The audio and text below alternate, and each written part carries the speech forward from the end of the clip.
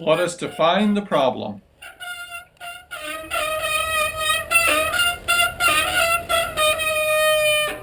The bike is returned to the shop.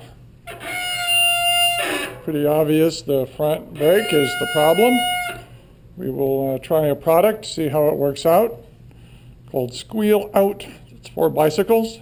It's a disc brake anti-squeal treatment. Basically, it's going to deglaze. We hopefully deglaze our rotor and pad and reduce that squeal.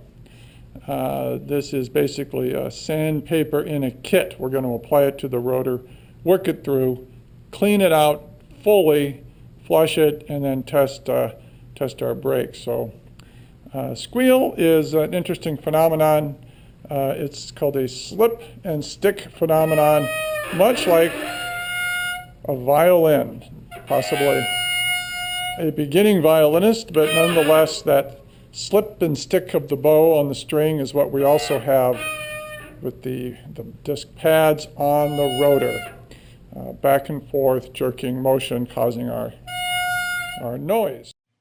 Side note, let's try ultra slow motion and listen to the slip and stick of this harmonic resonance.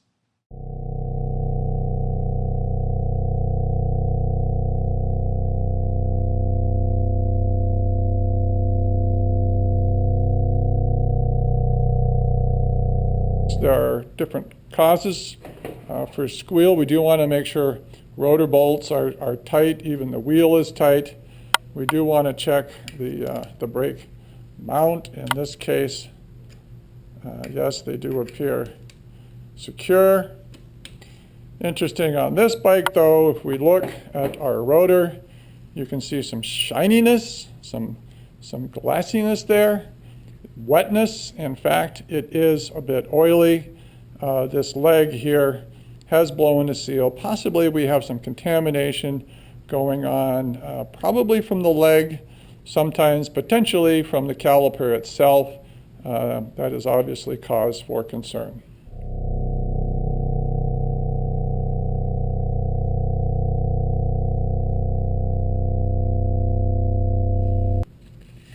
So we'll have a look at the directions. We're going to stir up the paste. Step one, stir up the paste, applying a little water to help this stick to the rotor. Settling can occur in new products such as this. We're going to treat one brake at a time. It's actually going to reduce the braking power during treatment. Then we're going to need to clean it off. Do not do both brakes at the same time, only one at a time. Warning, number 3 here, warning, 80% loss of power is going to occur during the treatment. So we're actually going to walk the bike, not ride it, to work the rotor through. Then we're going to flush it out. But let's start with those first few steps. We're going to take a little water. We use our PNT1, our pint glass here, just a little bit of water. And stir it up and see how it is. Get out the SD3 straight edge screwdriver. That's clean. Always wipe your tools clean. That looks pretty good there. Okay. Directions say apply sparingly to the rotor, both sides. So I'm going to use an acid brush here.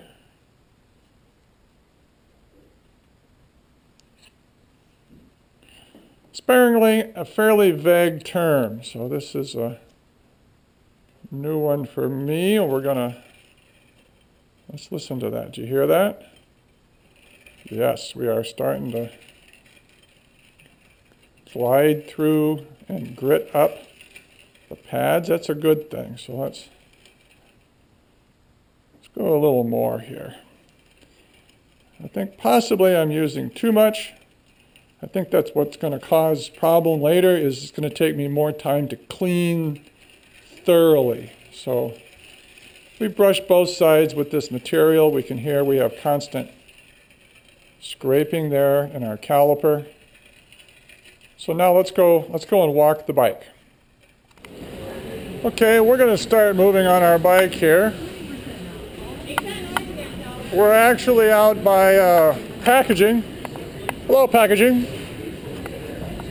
We're going to proceed back to welding here. Where I'm applying the brake repeatedly. That is our directions, and release. Apply and release. Apply and release.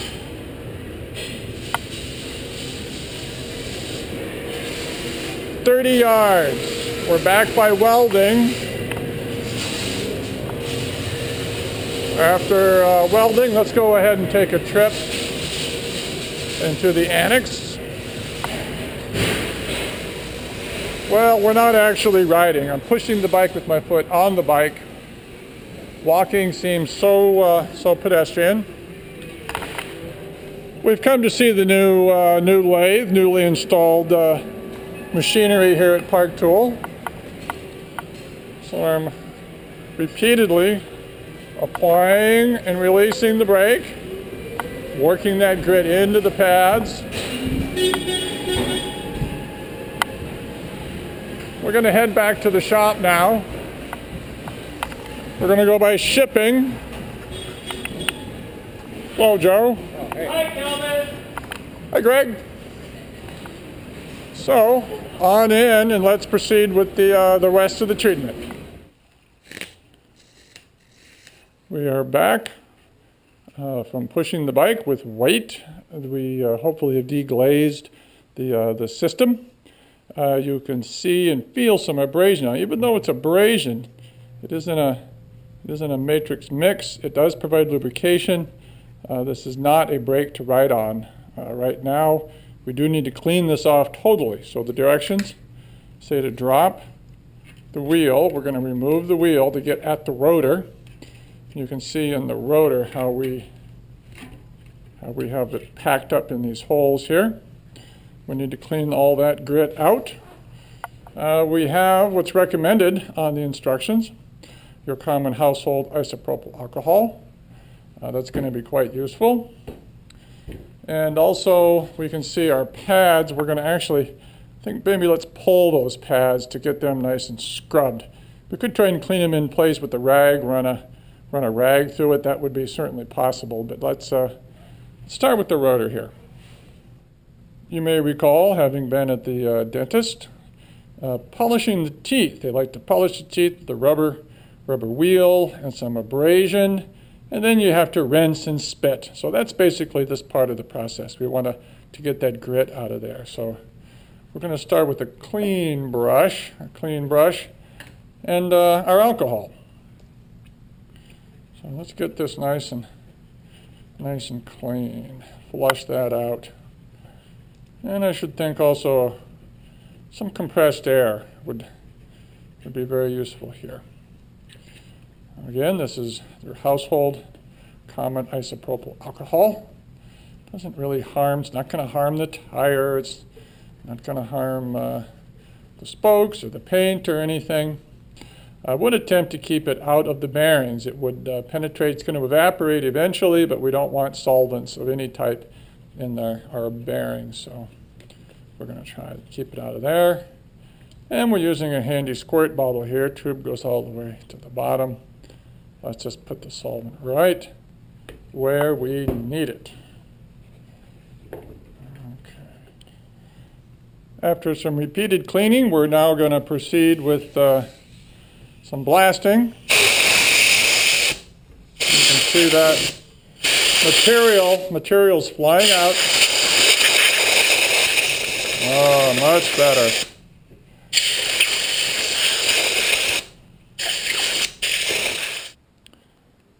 The rotor is looking good and clean. We're going to pull the pads, clean them effectively, wipe down the caliper. This XTR system should have its C-clip, extra security, a redundancy. Possibly the rider is saving weight by not moving it. More likely, they forgot to put it back in. So we're going to take out the lower screw here using our screwdriver, the SD3 again. And let's draw that out. And then push our pads out. Then we can get a good look at them. Yep, they feel gritty. Let's get them nice and flushed and clean. And then we're also going to wipe down the body, make sure it's good. Here we're going to repeat the process of flushing, including the screw, including the spring, both sides of all pads. I don't want any grit any place at all. So let's commence with the flushing. While we are here, we might to also clean the outside of that rotor. Let's get the outside wiped down. We can also get a better sense with some use and some care here. The source of that oily leak does seem to be coming down the fork onto our caliper, working its way into the brake pads, creeping oil. And here again, I should think some flushing is appropriate.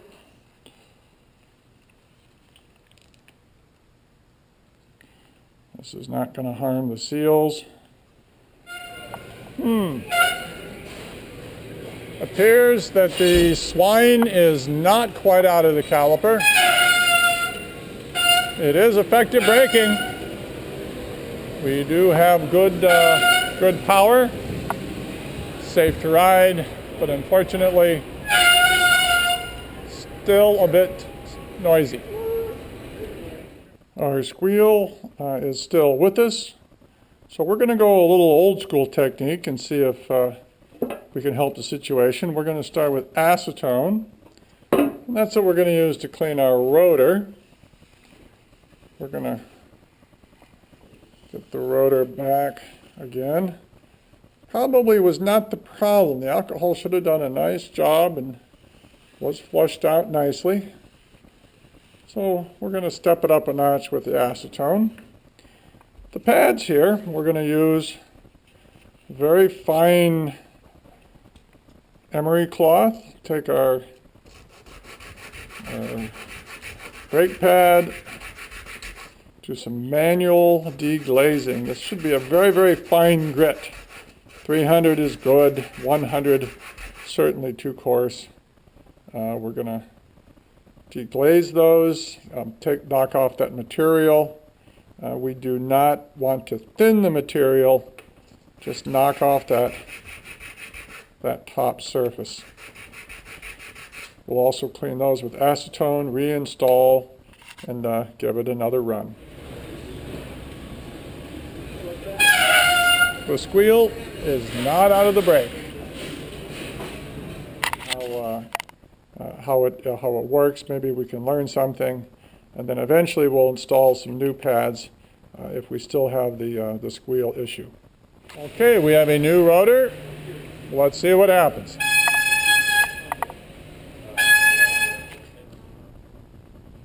So now we still have some squeal. Let's take the new rotor off. We're going with the original rotor. We're also taking off the old pads. It's going to be new pads and the old rotor, and then we'll see how it does.